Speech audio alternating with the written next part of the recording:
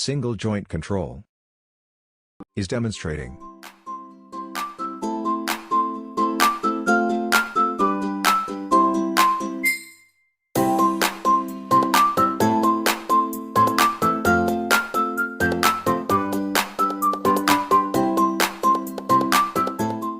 Control the speed of the robotic arm movement. Apple to control the angle of the robot arm.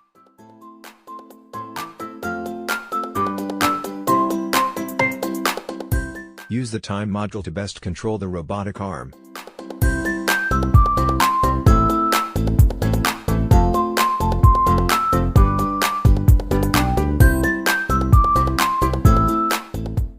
Control the corresponding joint according to the input ID.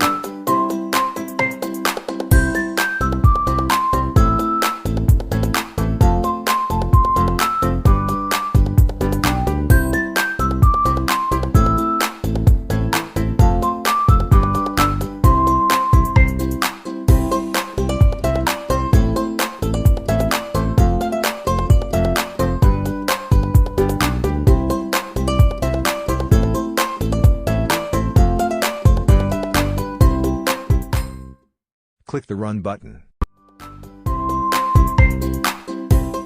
Running.